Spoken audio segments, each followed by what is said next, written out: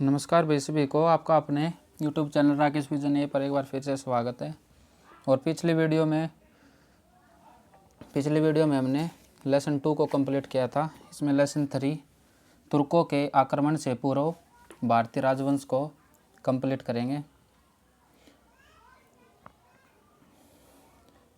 सबसे पहले भूमिका है 712 ईस्वी में अरब आक्रमणकारी मोहम्मद बिन कासिम ने सिंध एवं मुल्तान दोनों राज्यों पर विजय प्राप्त की।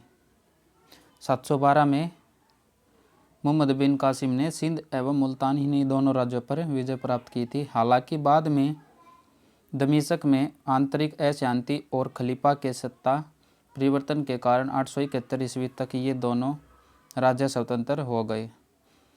11वीं शताब्दी के आरंभ में मुल्तान में करमाथी जाति का शासक फतेह दाऊद का शासन था और तुर्क आक्रमण के समय सिंध में अरब के मुसलमान स्वतंत्र शासन करते थे। तुर्क आक्रमण के समय में जो सिंध में अरब के मुसलमान थे वे स्वतंत्र शासन करते थे। अरबों का भारत पर प्रभुत्व एक सीमा विशेष एक ही रहा हो और धीरे धीरे वे प्रभावहीन हो गए, लेकिन तात्कालिक राजनीतिक दृष्टि से देखा जाए तो कहा जा सकता है कि अरबों ने एक ऐसी चुनौती पेश की जिसका सामना करने के लिए कालांतर में अनेक शक्तियां उदित हुई जो भारत में आगामी 300 वर्ष अथवा तुर्कों के आक्रमण से पूर्व तक बनी रही थी। इस अध्याय के अंतर्गत हम तुर्कों के आक्रमण से पूर्व प्रमुख भारतीय राजवंशों का संक्षिप्त वर्णन करते हैं।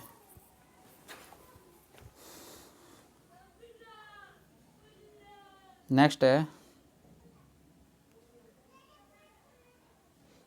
हिंदुशाही राज्य। उत्तर भारत का यह एक विशाल राज्य था जो कश्मीर की सीमा से मुल्तान की सीमा तक फैला हुआ था और चेनाब नदी से लेकर हिंदुकुश पर्वतमाला तक विस्तृत था। और अरब के शासक इस राज्य को लगभग 200 साल के भरसक प्रयासों के बाद भी न जीत सके थे और अंत में उन्हें अफगानिस्तान और काबुल छोड़ना पड़ा था। 10वीं शताब्दी के अंत में जयपाल यहाँ का शासक बना। वह अपनी वीरता और योग्यता के लिए प्रसिद्ध था, किंतु विदेशी तुर्कों का सामना करने में वह भी असफल रहा था। जेजाक भुगती का चंदेल वंश। 9वीं सदी के आरंभ में बुंदेलखंड क्षेत्र में इनका उदय हुआ था। संभवतः ये जनजातीय मूल के थे और इस वंश का प्रमुख शासक नन्नुक था। उसके पुत्र जयसिंह अथवा जेजा के नाम पर उनका राज्य जेजाक भुगती कहलाया। जेजाक भुगती। और चौहान राजा पृथ्वीराज के हाथों 1182 ईस्वी में परमर्दिदेव की पराजय के बाद इनकी शक्ति का पतन हो गया था। बादामी या वातापी के चालुक्य। 6वीं शताब्दी के मध्य से लेकर 8वीं शताब्दी के मध्य तक दक्षिणापथ पर जिस चालुक्य वंश की शाखा का आधिपत्य रहा उसका उत्कर्ष सतल बादामी या वातापी होने के कारण उसे बादामी या वातापी का चालुक्य कहा जाता है। पुलकेशिन द्वितीय के एहोल अभिलेख से वातापी के चालुक्यों के बारे में प्रमाणिक जानकारी प्राप्त होती है। एहोल अभिलेख की रचना रविकीर्ति ने की थी। वातापी के चालुक्य वंश का संस्थापक पुलकेशिन प्रथम था और कीर्तिवर्मन प्रथम को वातापी का प्रथम निर्माता कहा जाता है। कीर्तिवर्मन प्रथम को वातापी का प्रथम निर्माता कहा जाता है। नेक्स्ट है पुलकेशिन द्वितीय चालुक्य वंश के शासकों में सर्वाधिक प्रतापी शासक हुआ। एहोल अभिलेख से पता चलता है कि पुलकेशिन द्वितीय का हर्ष से नर्मदा नदी के तट पर युद्ध हुआ और इस युद्ध में पुलकेशिन द्वितीय ने हर्ष को पराजित किया था।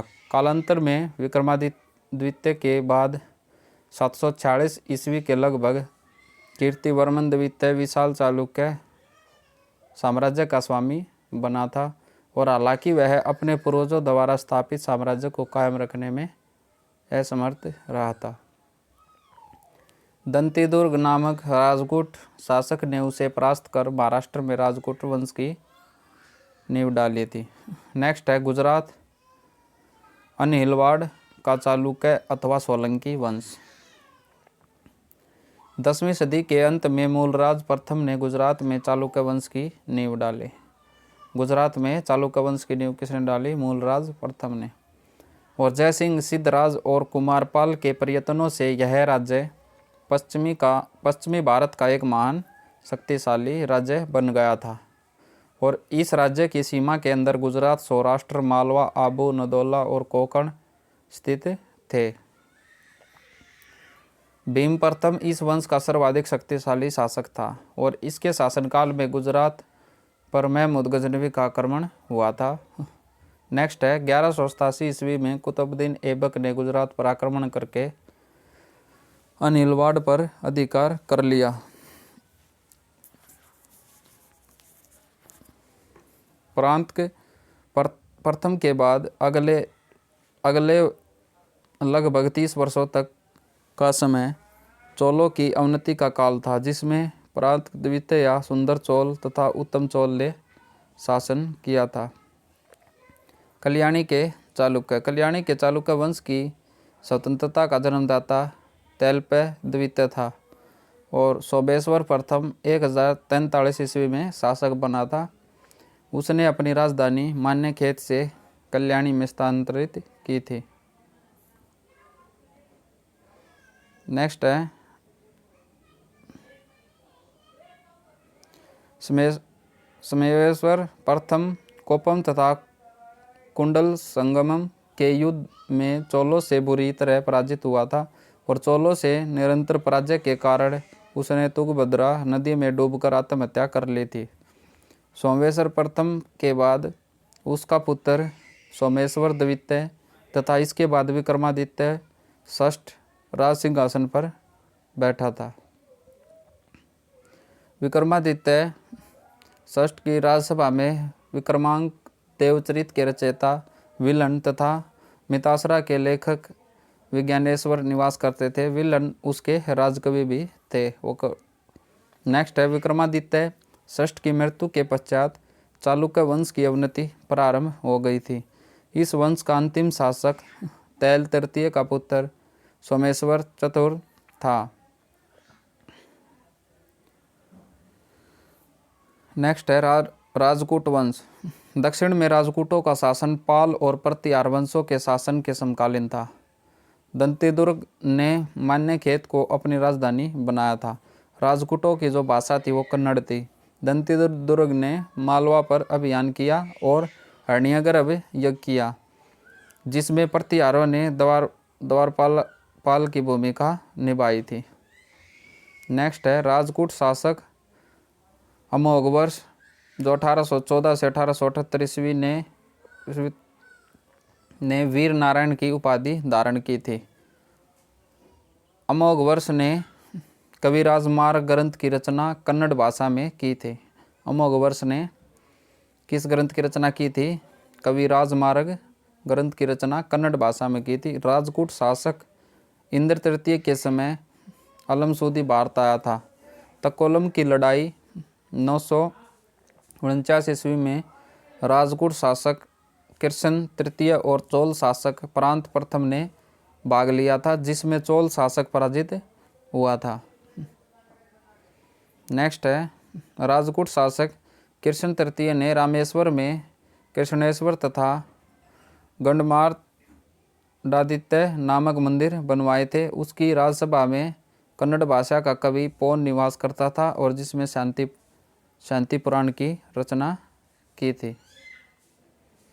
नेक्स्ट है 974-75 ईस्वी में चालुक्य राजा तलप द्वितीय ने राजकूट वंश के अंतिम शासक करक द्वितीय को परास्त करके राजकूट राज्य पर अधिकार कर लिया तथा कल्याणी के चालुक्य वंशीय राज्य की स्थापना भी की थी।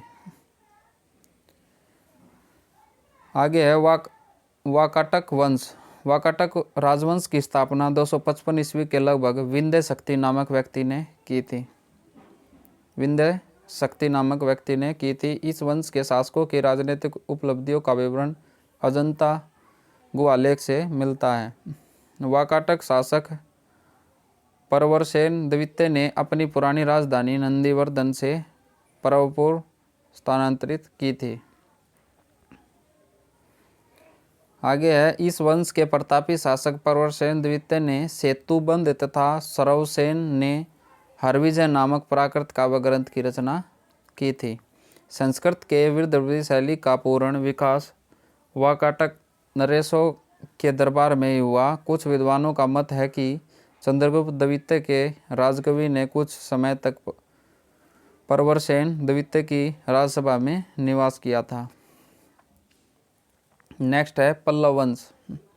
पल्लव वंश का वास्तविक संस्थापक सिंह विष्णु को माना जाता है। पल्लव वंश का संस्थापक सिंह विष्णु को माना जाता है। सिंह विष्णु की राजसभा में संस्कृत के विद्वान 12वीं निवास करते थे, जिन्होंने किरातार जोनियम महाकाव्य लिखा था, और सिंह विष्णु का उत्तराधिकारी और उसका पुत्र महेंद्र वर्मन प्रथम पल्लव वंश के महानतम शासकों में था। महेंद्र वर्मन प्रथम एक महान निर्माता,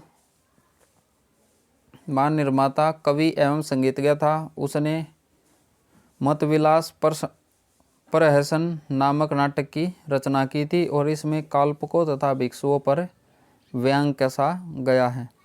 प्रसिद्ध संगीतज्ञ रुद्राचार्य से महेंद्र वर्मन प्रथम ने संगीत की दीक्षा ली थी।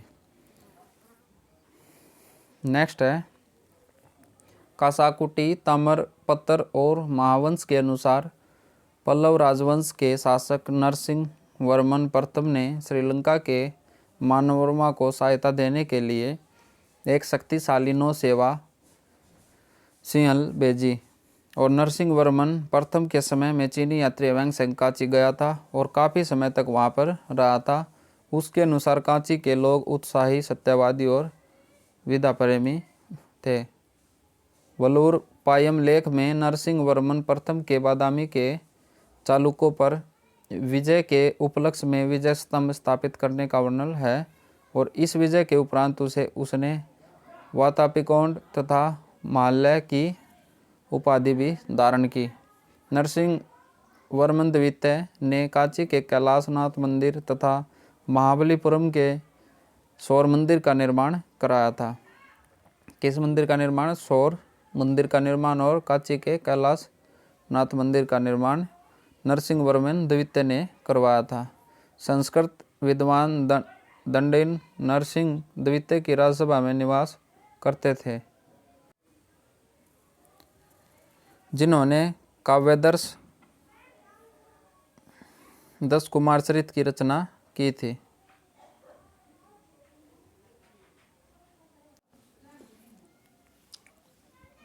नेक्स्ट है चोल वंश। चोल पल्लवों के सामंत थे और इनका इतिहास मुख्यतः अभिलेखों से जाना जाता है, जो कि संस्कृत, तमिल, तेलुगु और कन्नड़ भाषा में लिखे गए हैं। नेक्स्ट है, चोल राष्ट्र या चोल मंडलम पेनार और कावेरी नदियों के बीच पूर्वी समुद्र तट पर अवस्थित था। इसमें कोरोमंडल तट तथा दक्कन के कुछ भाग यथा उरैया, कावेरीपट्टनम, तंजावुर आदि क्षेत्र शामिल थे। विजयालय ने चोल साम्राज्य की स्थापना की तथा तंजौर पर अधिकार कर नरकेसरी की उपाधि प्रदान की थी। प्रांतक प्रथम ने पांड्य नरेश, राजसिंह द्वितीय तथा सिंहल राजा की संयुक्त सेना को बेलूर युद्ध में पराजित कर मदुरा पर अधिकार कर लिया था और मदुरै कोंड की उपाधि धारण की थी। प्रांतक प्रथम को अपने शासनकाल के अंत में राजकूट नरेश कृष्ण तृतीय से तकोलम के युद्ध में पराजित होना पड़ा था। इससे चोल राज्य की प्रतिष्ठा को गहरा आघात पहुंचा था। नेक्स्ट है, प्रथम के बाद अगले लगभग 30 वर्षों तक का समय चोलों की अवनति का काल था, जिसमें प्रांत द्वितीय या सुंदर चोल तथा उत्तम चोल ने शासन किया था। नेक्स्ट है चोल शक्ति का पुनः जीर्णोद्धार राजराज प्रथम के समय में हुआ था और राजराज प्रथम ने पांड्य चेर तथा सिंहल के त्रिसंगठन को पराजित किया था। नेक्स्ट है राजराज प्रथम ने सिंहल के शासक महेंद्र पंचम को पराजित कर लंका का उत्तरी क्षेत्र जीतकर वहां मुमडी चोल मंडलम की स्थापना की और मुमडी चोल देव की उपाधि धारण की थी।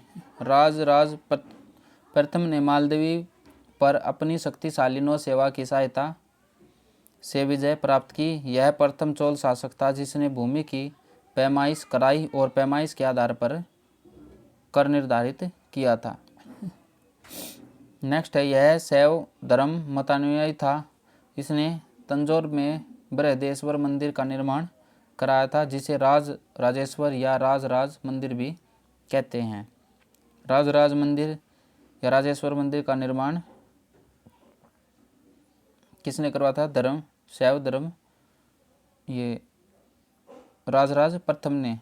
राजराज प्रथम के बाद उसका पुत्र राजेंद्र प्रथम शासक बना था।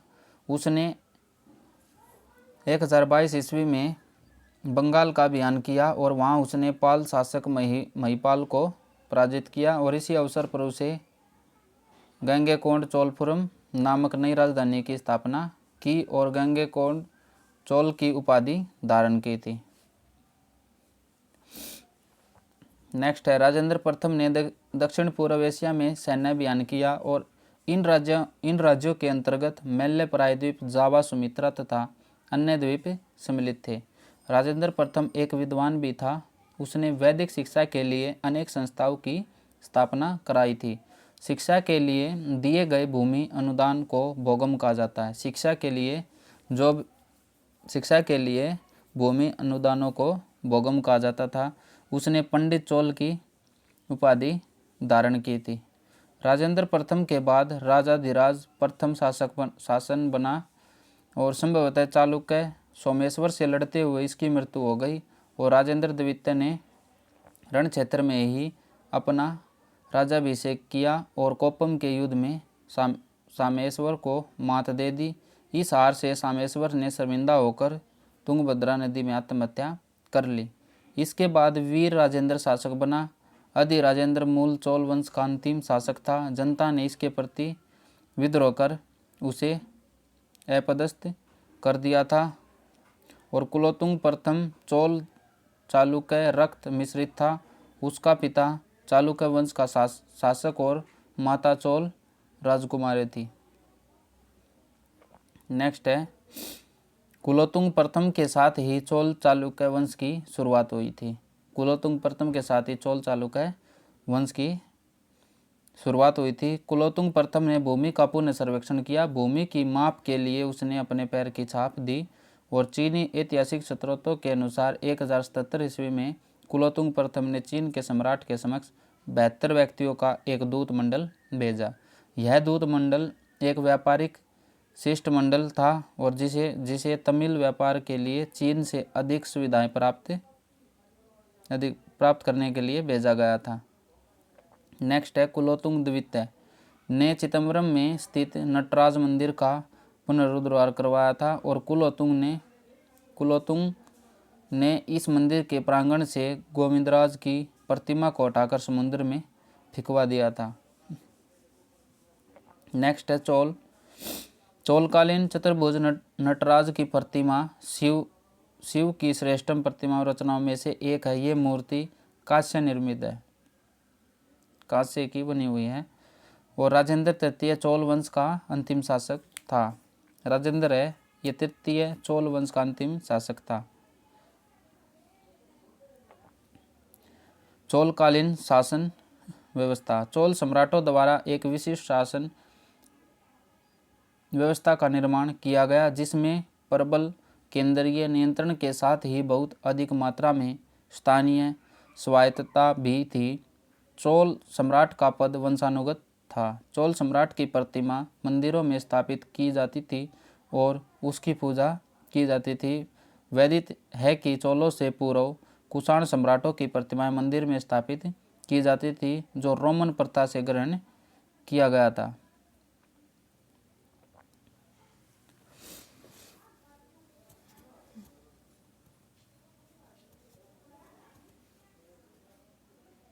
नेक्स्ट है, चोल प्रशासन एक विस्तृत तथा जटिल नौकरशाही से संचालित था और उच्च श्रेणी के अधिकार को पेरुनंदनम तथा निम्न श्रेणी के अधिकार को सेरुतारम कहा जाता था। प्रशासन की सुविधा के लिए विशाल चोल साम्राज्य प्रांतों में विभक्त था और प्रांतों को मंडलम कहा जाता था, जिन पर राज परिवार के लोग नियुक्त होते थे। सबसे पहले साम्राज्य मंडलम कोटमिया वलनाडु और नाडु जिला कुर्रम गांव। नेक्स्ट है सैन्य व्यवस्था। चोलों की भू सामरिक स्थिति साम्राज्यवादी सोच व आर्थिक महत्वाकांक्षा के अनुसार एक सशक्त सेना का होना स्वाभाविक था। सबसे विशिष्ट उनके द्वारा शक्तिशाली नौसेना की नियुक्ति थी, जिस पर यह कहा जाता है कि बंगाल की खाड़ी चोलों के लिए झील बनकर रह गई। चोल सेना छावनियों में रहती थी, जिसे कड़गम कहा गया। विभिन्न स्रोतों के आधार पर इस बात की जानकारी मिलती है कि चोलों के पास धनुधारी हाथी, पैदल और अश्व सेना तो थी, लेकिन रथ सेना नहीं थी। नेक्स्ट है, राजा के अंगरक्षक व विश्वसनीय सैनिकों को वलरकार कहा जाता था, जो राजा के आदेश पर तुरंत अपने प्राण तक त्याग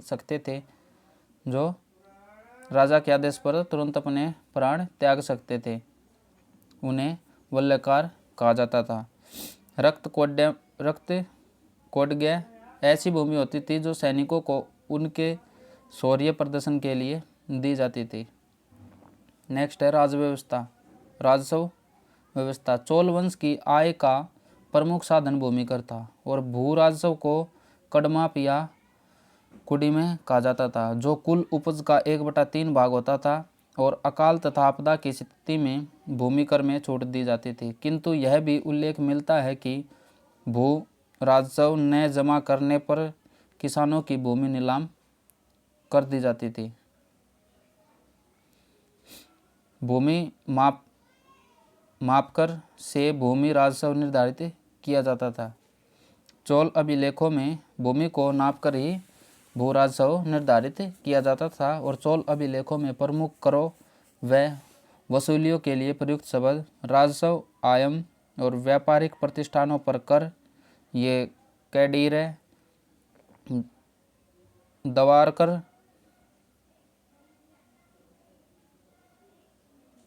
वासलीपुरम और आजीवकों पर कर, आजीवकासु और वृक्षों पर जो कर था उसे मरमजाड़ी और गृह कर को मनेइरे और ग्राम सुरक्षा कर को बड़ी कावल और व्यवसाय कर को मगन में कहा जाता था। एरीपत्ति वह भूमि होती है जिससे मिलने वाला राजस्व अलग अलग से ग्राम जलाशय के रखरखाव के लिए निर्धारित कर दिया जाता था। वेली भूमि माप की इकाई थी। वेली है ये भूमि माप की इकाई थी। नेक्स्ट है, भूमि को 3 भागों में बांटा गया। ब्रह्मदेव, देवदान, सोलभोग। कृषकों को सिंचाई की सुविधा उपलब्ध कराई जाती थी, जिसमें राज्य सरकार के अलावा मंदिरों तथा व्यक्तिगत प्रयासों की भी भूमिका होती थी। सिंचाई पर कर लगता था। कुछ लोगों को इस कर से छूट भी मिलती थी, जो सेवा विधि के रूप में जानी जाती थी। बढ़ई, सुनार, लुहार, धोबी आदि के व्यावसायिक लेन देन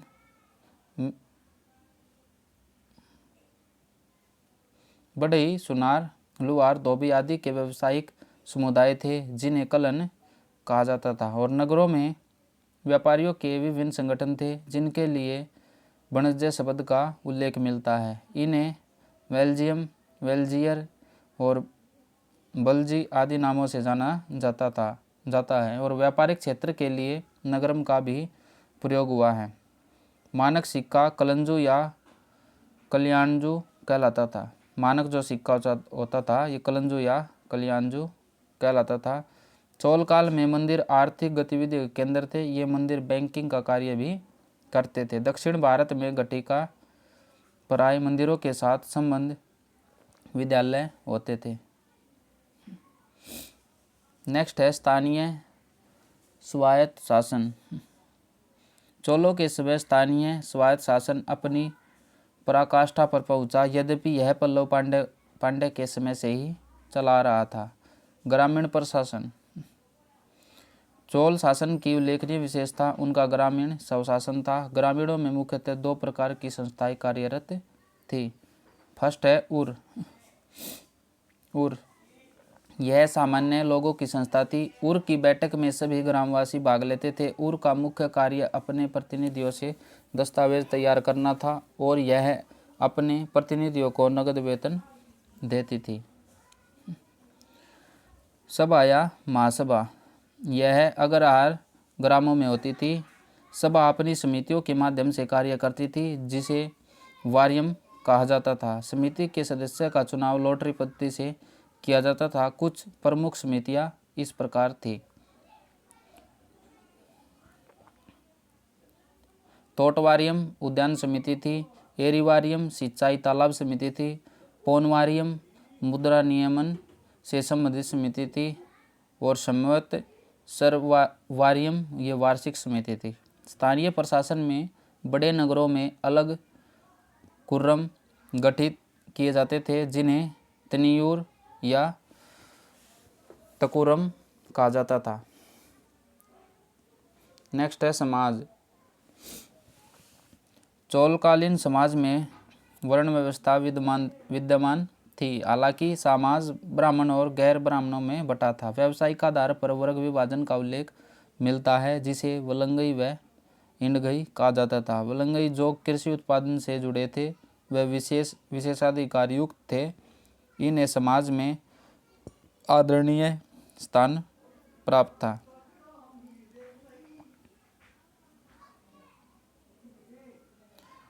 इडगई जिसमें सामान्यतः मजदूर और शिल्पकार आते थे, इन्हें हेय समझा जाता था। दास प्रथा का समाज में अंश था, लेकिन बड़े पैमाने पर दास प्रथा प्रचलित नहीं थी। सती प्रथा बहुविवाह प्रचलन में था, लेकिन पर्दा प्रथा यहाँ पर नहीं थी। तो आज के लिए इतना ही भाई। मिलते हैं अगली वीडियो में, तब तक के लिए जय हिंद, धन्यवाद।